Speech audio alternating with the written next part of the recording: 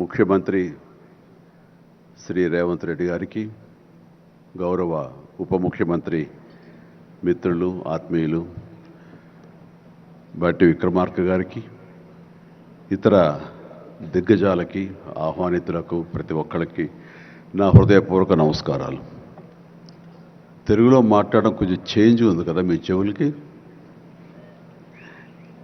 So let me have the privilege in talking in our mother tongue. ఇక్కడ మీ అందరికీ అనిపించవచ్చు, ఇక్కడ ఉన్నటువంటి ఆహ్వానితుల్లో చీఫ్ గెస్ట్ ఒక్కొక్కళ్ళు ఒక్కొక్క రంగానికి సంబంధించిన వాళ్ళు, ఫైనాన్స్ రంగానికి సంబంధించిన వాళ్ళు, అలాగే మాజీ గవర్నర్ ఆర్బీఐ సుబ్బారావు గారు, అలాగే ఇతర ఫైనాన్స్ వ్యక్తులు, అలాగే ఆటోమొబైల్ దిగ్గజం మహేందర్ గారు, ఇంతమంది ఉండగా వీళ్ళల్లో చిరంజీవి ఏమిటి సినిమా వాడు అనే భావం మీకు ఉండొచ్చు. మీకు కదా, నాకే ఉంది అది. నేను ఎంతో ఇక్కడ ఫిట్ అవుతాను అని నాకే అనిపించచ్చు. కానీ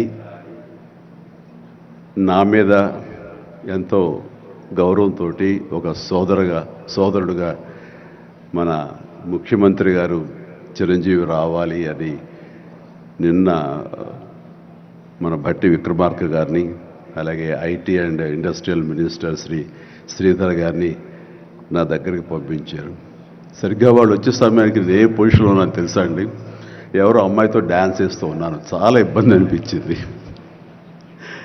అన్నపూర్ణ స్టూడియోలో. సో ఆ సమయంలో వాళ్ళిద్దరిని కూర్చోబెట్టి షూటింగ్ ఆపేయంట్రా అని చెప్పి వారి ఇచ్చిన తర్వాత అంత ఆప్యాయంగా నన్ను ఆహ్వానిస్తుంటే, ఇంత గొప్ప సభకి, ఇలాంటి ఒక గొప్ప గ్లోబల్ సమ్మిట్కి, తెలంగాణ రైజింగ్ అంటూ ఒక గొప్ప ఇనిషియేషన్కి 2047 ఇది ఎట్లా ఉండాలి అనే ఆ ఊహ తన బ్రెయిన్ చైల్డ్ అయినటువంటి మన ముఖ్యమంత్రి గారు ఆహ్వానిస్తే అది చాలా ప్రివిలేజ్డ్గా ఫీల్ అయ్యాను, ఎంతో గౌరవంగా ఫీల్ అయ్యాను, ఎంతో ఆనందంగా ఉన్నాను.